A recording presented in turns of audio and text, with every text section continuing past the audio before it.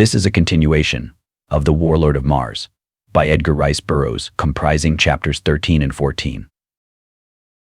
The magnet switch. The guardsmen paid not the slightest attention to their wards, for the red men could not move over 2 feet from the great rings to which they were padlocked, though each had seized a weapon upon which he had been engaged when I entered the room, and stood ready to join me could they have but done so. The yellow men devoted all their attention to me, nor were they long in discovering that the 3 of them were none too many to defend the armory against John Carter. Would that I had had my own good long sword in my hand that day, but as it was, I rendered a satisfactory account of myself with the unfamiliar weapon of the yellow man. At first I had a time of it dodging their villainous hook swords, but after a minute or two I had succeeded in wresting a second straight sword from one of the racks along the wall, and thereafter, using it to parry the hooks of my antagonists, I felt more evenly equipped.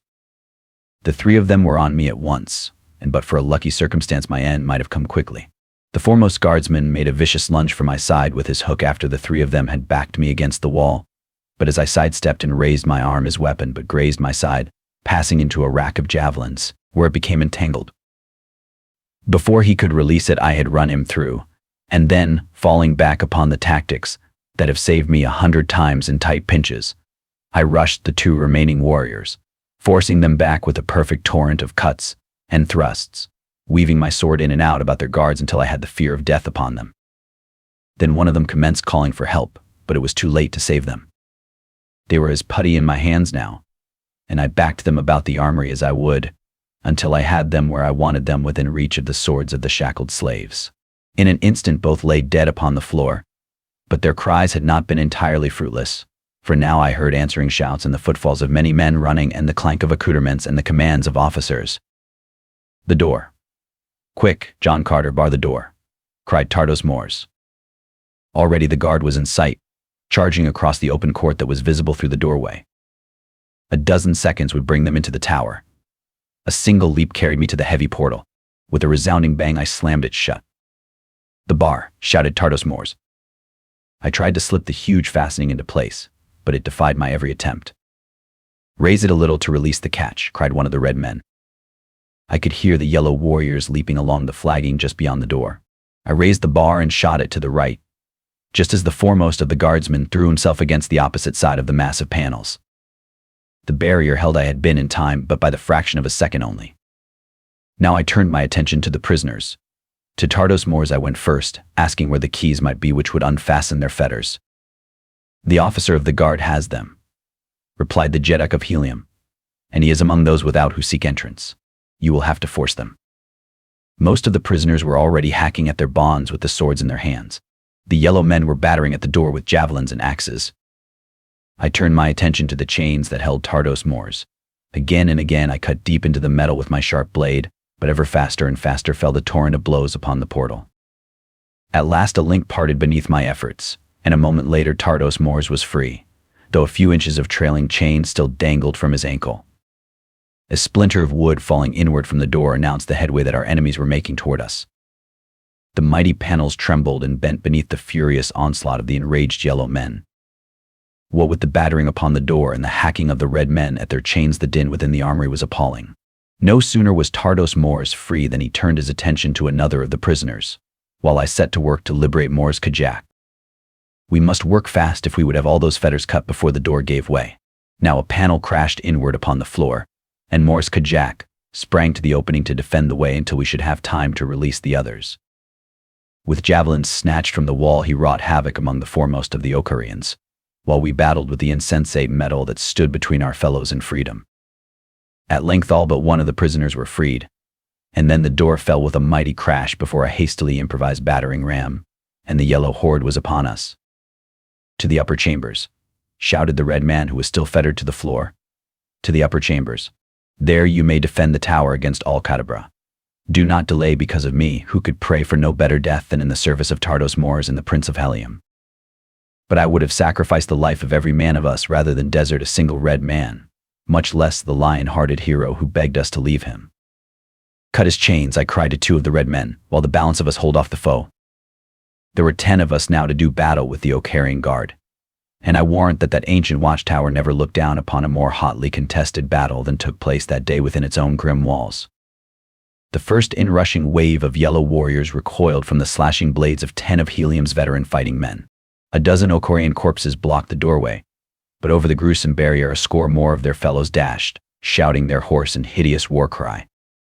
Upon the bloody mound we met them, hand to hand, stabbing where the quarters were too close to cut, thrusting when we could push a foeman to arm's length, and mingled with the wild cry of the Okorian there rose and fell the glorious words, "For Helium!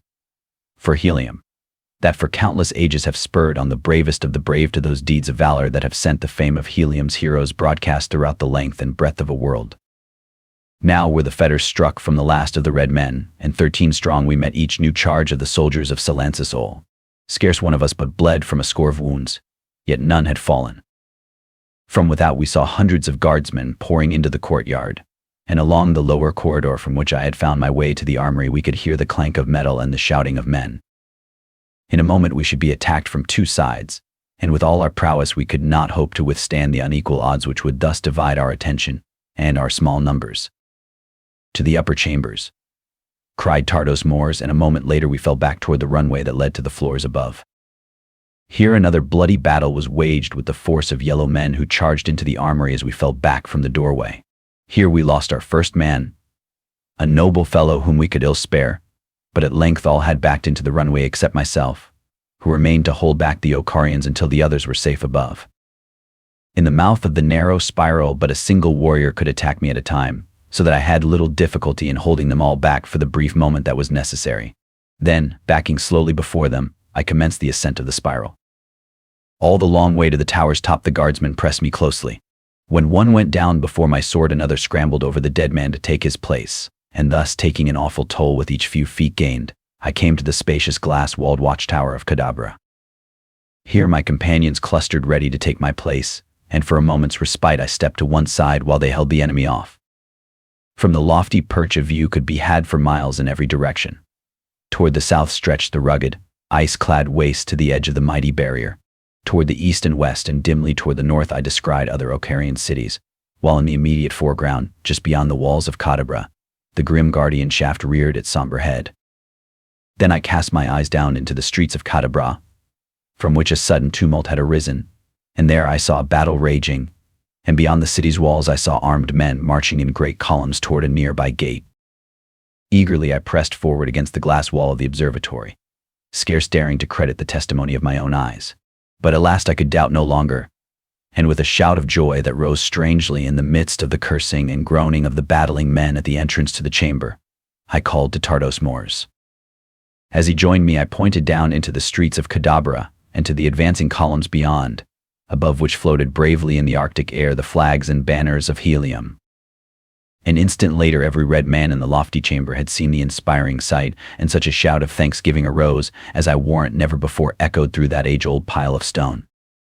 But still we must fight on, for though our troops had entered Cadabra, the city was yet far from capitulation, nor had the palace been even assaulted.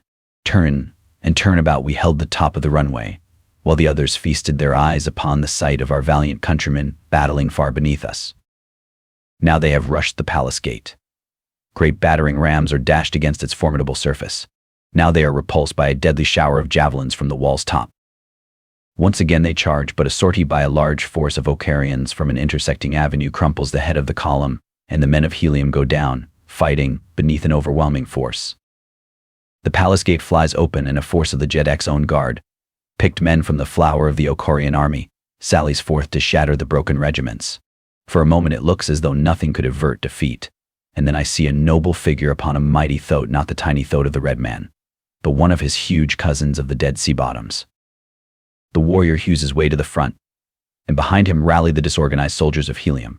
As he raises his head aloft to fling a challenge at the men upon the palace walls, I see his face, and my heart swells in pride and happiness as the red warriors leap to the side of their leader and win back the ground that they had but just lost. The face of him upon the mighty thoat is the face of my son Cartharus of Helium. At his side fights a huge Martian warhound, nor did I need a second look to know that it was Wula, my faithful Wula, who had thus well performed his arduous task, and brought the succoring legions in the nick of time. In the nick of time. Who yet might say that they were not too late to save, but surely they could avenge, and such retribution as that unconquered army would deal out to the hateful Okarians. I sighed to think that I might not be alive to witness it. Again I turned to the windows. The red men had not yet forced the outer palace wall, but they were fighting nobly against the best that Okar afforded, valiant warriors who contested every inch of the way. Now my attention was caught by a new element without the city wall, a great body of mounted warriors looming large above the red men. They were the huge green allies of Helium, the savage hordes from the dead sea bottoms of the far south. In grim and terrible silence they sped on toward the gate, the padded hoofs of their frightful mounts giving forth no sound. Into the doomed city they charged, and as they wheeled across the wide plaza before the palace of the Jeddak of Jeddaks, I saw, riding at their head, the mighty figure of their mighty leader Tars Tarkas, Jeddak of Fark. My wish then was to be gratified, for I was to see my old friend battling once again, and though not shoulder to shoulder with him, I, too, would be fighting in the same cause here in the high tower of Okar. Nor did it seem that our foes would ever cease their stubborn attacks, for still they came, though the way to our chamber was often clogged with the bodies of their dead. At times they would pause long enough to drag back the impeding corpses, and then fresh warriors would forge upward to taste the cup of death. I had been taking my turn with the others in defending the approach to our lofty retreat when Morz Kajak, who had been watching the battle in the street below, called aloud in sudden excitement.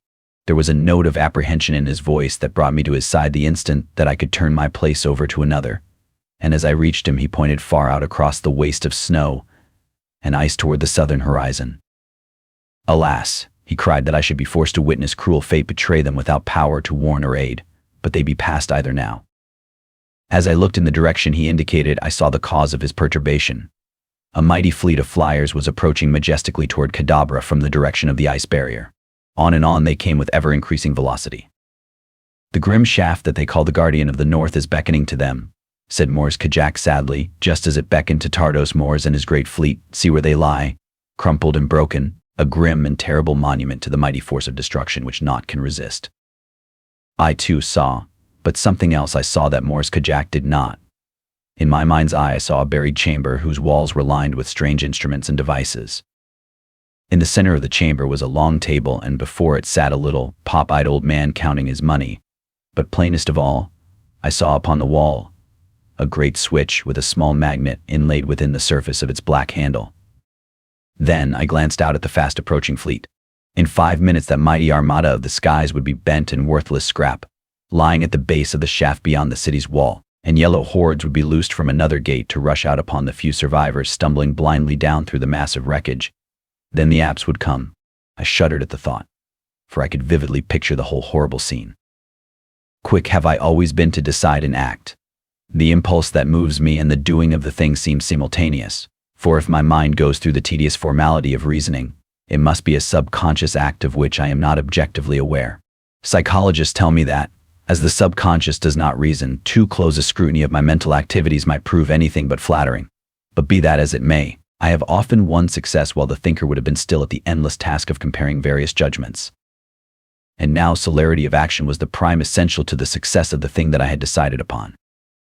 Grasping my sword more firmly in my hand, I called to the red man at the opening to the runway to stand aside.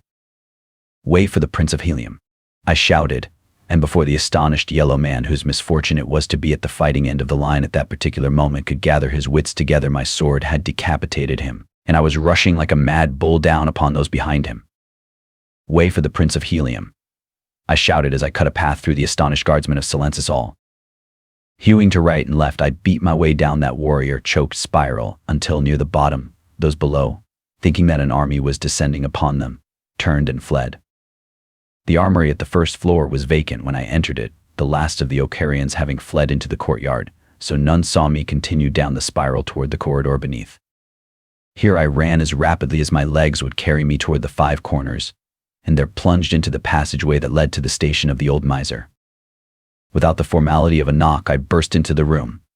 There sat the old man at his table, but as he saw me, he sprang to his feet, drawing his sword. With scarce more than a glance toward him, I leaped for the great switch. But, quick as I was, that wiry old fellow was there before me. How he did it I shall never know, nor does it seem credible that any Martian-born creature could approximate the marvelous speed of my earthly muscles. Like a tiger he turned upon me, and I was quick to see why Solon had been chosen for this important duty. Never in all my life have I seen such wondrous swordsmanship and such uncanny agility as that ancient bag of bones displayed. He was in 40 places at the same time, and before I had half a chance to awaken to my danger, he was like to have made a monkey of me, and a dead monkey at that. It is strange how new and unexpected conditions bring out unguessed ability to meet them.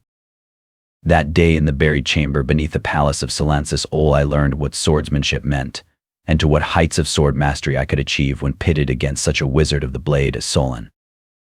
For a time he liked to have bested me, but presently the latent possibilities that must have been lying dormant within me for a lifetime came to the fore, and I fought as I had never dreamed a human being could fight.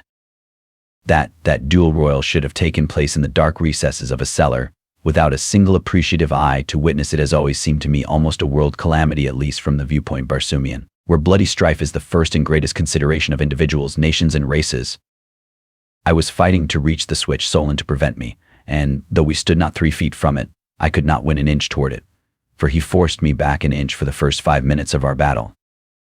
I knew that if I were to throw it in time to save the oncoming fleet, it must be done in the next few seconds, and so I tried my old rushing tactics, but I might as well have rushed a brick wall for all that Solon gave way. In fact, I came near to impaling myself upon his point for my pains, but right was on my side, and I think that must give a man greater confidence than though he knew himself to be battling in a wicked cause. At least I did not want in confidence, and when I next rushed Solon, it was to one side with implicit confidence that he must turn to meet my new line of attack, and turn he did, so that now we fought with our sides towards the coveted goal. The great switch stood within my reach upon my right hand. To uncover my breast for an instant would have been to court sudden death, but I saw no other way than to chance it, if by so doing I might rescue that oncoming, succoring fleet. And so, in the face of a wicked sword thrust, I reached out my point and caught the great switch a sudden blow that released it from its seating. So surprised and horrified was Solon that he forgot to finish his thrust. Instead, he wheeled toward the switch with a loud shriek, a shriek which was his last, for before his hand could touch the lever it sought, my sword's point had passed through his heart. The tide of battle. But Solon's last loud cry had not been without effect. For a moment later, a dozen guardsmen burst into the chamber, though not before I had so bent and demolished the great switch that it could not be again used to turn the powerful current in the mighty magnet of destruction it controlled. The result of the sudden coming of the guardsmen had been to compel me to seek seclusion in the first passageway that I could find, and that to my disappointment proved to be not the one with which I was familiar, but another upon its left. They must have either heard or guessed which way I went, for I had proceeded but a short distance when I heard the sound of pursuit. I had no mind to stop and fight these men here when there was fighting aplenty elsewhere in the city of Cadabra, fighting that could be of much more avail to me and mine than useless life taking far below the palace. But the fellows were pressing me, and as I did not know the way at all, I soon saw that they would overtake me unless I found a place to conceal myself until they had passed, which would then give me an opportunity to return the way I had come, and regain the tower, or possibly find a way to reach the city streets. The passageway had risen rapidly since leaving the apartment of the switch, and now ran level and well lighted straight into the distance as far as I could see. The moment that my pursuers reached this straight stretch, I would be in plain sight of them, with no chance to escape from the corridor undetected. Presently I saw a series of doors opening from either side of the corridor, and as they all looked alike to me, I tried the first one that I reached. It opened into a small chamber, luxuriously furnished, and was evidently an antechamber off some office or audience chamber of the palace. On the far side was a heavily curtained doorway beyond which I heard the hum of voices. Instantly I crossed the small chamber, and parting the curtains, looked within the larger apartment. Before me were a party of perhaps 50 gorgeously clad nobles of the court, standing before a throne upon which sat Silensis Ol. The Jeddak of Jeddaks was addressing them. "The allotted hour has come," he was saying as I entered the apartment, "and though the enemies of Okar be within her gates, naught may stay the will of Silensis Ol. The great ceremony must be omitted, that no single man may be kept from his place in the defenses other than the 50 that custom demands shall witness the creation of a new queen in Okar. In a moment the thing shall have been done, and we may return to the battle, while she who is now the Princess of Helium looks down from the Queen's tower upon the annihilation of her former countrymen, and witnesses the greatness which is her husband's." Then, turning to a courtier, he issued some command in a low voice. The addressed hastened to a small door at the far end of the chamber, and swinging it wide, cried, "Way for Dija Thoris, future Queen of Okar." Immediately 2 guardsmen appeared, dragging the unwilling bride toward the altar. Her hands were still manacled behind her, evidently to prevent suicide. Her disheveled hair and panting bosom betokened that, chained though she was, still had she fought against the thing that they would do to her. At sight of her, Silence's Ol rose and drew his sword, and the sword of each of the 50 nobles was raised on high to form an arch, beneath which the poor, beautiful creature was dragged toward her doom. A grim smile forced itself to my lips as I thought of the rude awakening that lay in store for the ruler of Okar, and my itching fingers fondled the hilt of my bloody sword. As I watched the procession that moved slowly toward the throne, a procession which consisted of but a handful of priests, who followed Dejah Thoris and the 2 guardsmen, I caught a fleeting glimpse of a black face peering from behind the draperies that covered the wall back of the dais upon which stood Silence's Ol awaiting his bride. Now the guardsmen were forcing the Princess of Helium up the few steps to the side of the Tyrant of Ochre, and I had no eyes and no thoughts for aught else. A priest opened a book and, raising his hand, commenced to drone out a sing-song ritual. Silence's Ol reached for the hand of his bride. I had intended waiting until some circumstance should give me a reasonable hope of success, for even though the entire ceremony should be completed, there could be no valid marriage while I lived. What I was most concerned in, of course, was the rescuing of Dejah Thoris. I wished to take her from the palace of Silence's Ol, if such a thing were possible, but whether it were accomplished before or after the mock marriage was a matter of secondary import. When, however, I saw the vile hand of Silence's Ol reach out for the hand of my beloved princess, I could restrain myself no longer, and before the nobles of Okar knew that aught had happened, I had leaped through their thin line and was upon the dais beside Dejah Thoris and Silence's Ol. With the flat of my sword I struck down his polluting hand, and grasping Dejah Thoris round the waist, I swung her behind me as, with my back against the draperies of the dais, I faced the tyrant of the north and his room full of noble warriors. The Jeddak of Jeddaks was a great mountain of a man, a coarse, brutal beast of a man, and as he towered above me there, his fierce black whiskers and mustache bristling in rage, I can well imagine that a less seasoned warrior might have trembled before him. With a snarl he sprang toward me with naked sword, but whether Silence's Ol was a good swordsman or a poor I never learned, for with Dejah Thoris at my back I was no longer human, I was a superman, and no man could have withstood me then. With a single "lo" for the Princess of Helium, I ran my blade straight through the rotten heart of Okar's rotten ruler, and before the white, drawn faces of his noble Silence's Ol rolled, grinning in horrible death, to the foot of the steps below his marriage throne. For a moment tense silence reigned in the nuptial room. Then the 50 nobles rushed upon me.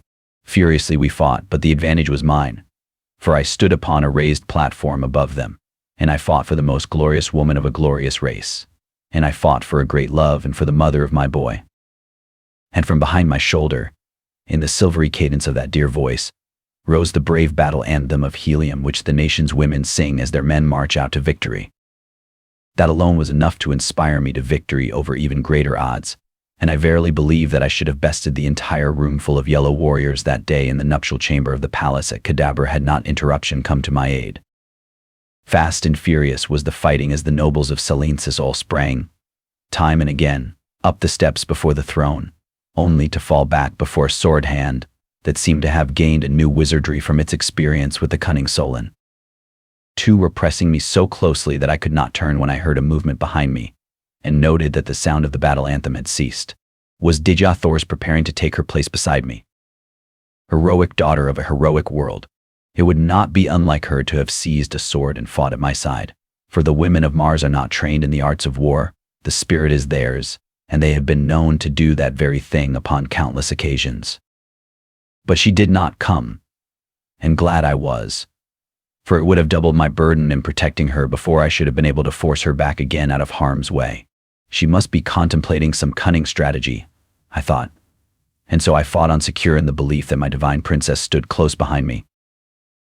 For half an hour at least I must have fought there against the nobles of Okar, ere ever a one placed a foot upon the dais where I stood. And then of a sudden, all that remained of them formed below me for a last, mad, desperate charge. But even as they advanced, the door at the far end of the chamber swung wide, and a wild-eyed messenger sprang into the room. "The Jeddak of Jeddaks," he cried. "Where is the Jeddak of Jeddaks?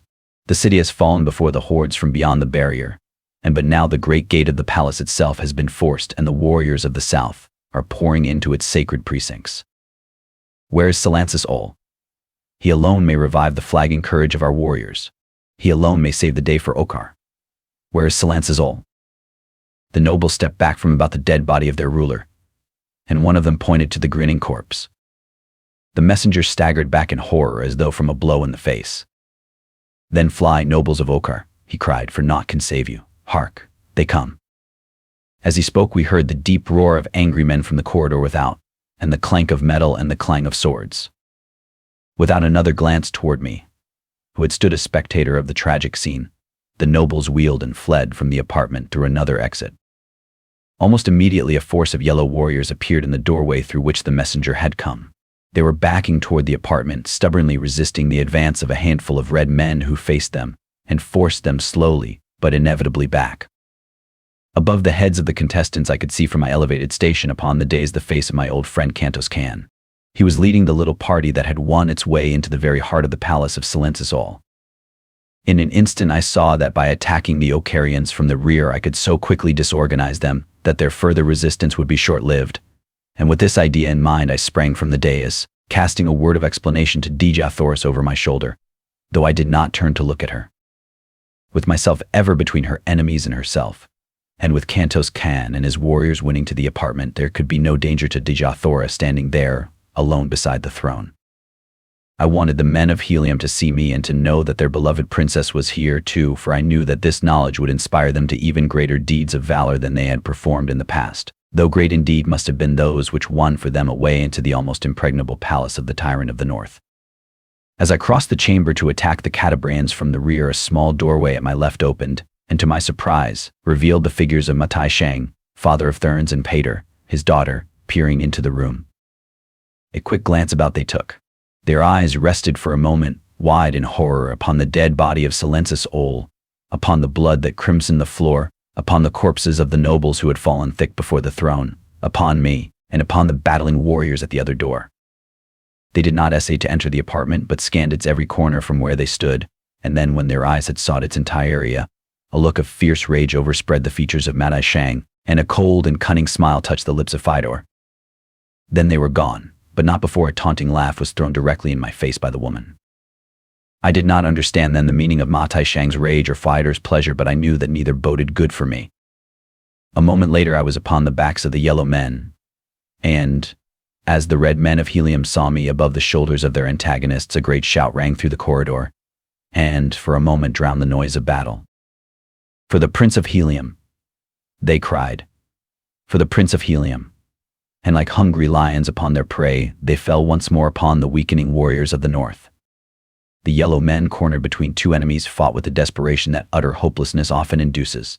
Fought as I should have fought had I been in their stead, with the determination to take as many of my enemies with me when I died as lay within the power of my sword arm. It was a glorious battle, but the end seemed inevitable, when presently from down the corridor behind the red men came a great body of reinforcing yellow warriors. Now were the tables turned, and it was the men of Helium who seemed doomed to be ground between two millstones. All were compelled to turn to meet this new assault by a greatly superior force, so that to me was left the remnants of the yellow men within the throne room. They kept me busy too, so busy that I began to wonder if indeed I should ever be done with them. Slowly they pressed me back into the room, and when they had all passed in after me, one of them closed and bolted the door, effectually barring the way against the men of Cantos Can. It was a clever move, for it put me at the mercy of a dozen men within a chamber from which assistance was locked out, and it gave the red men in the corridor beyond no avenue of escape should their new antagonists press them too closely. But I have faced heavier odds myself than were pitted against me that day, and I knew that Cantos Can had battled his way from 100 more dangerous traps than that in which he now was. So it was with no feelings of despair that I turned my attention to the business of the moment. Constantly my thoughts reverted to Dejah Thoris, and I longed for the moment when, the fighting done, I could fold her in my arms and hear once more the words of love which had been denied me for so many years. During the fighting in the chamber I had not even a single chance to so much as steal a glance at her, where she stood behind me beside the throne of the dead ruler. I wondered why she no longer urged me on with the strains of the martial hymn of Helium, but I did not need more than the knowledge that I was battling for her to bring out the best that is in me.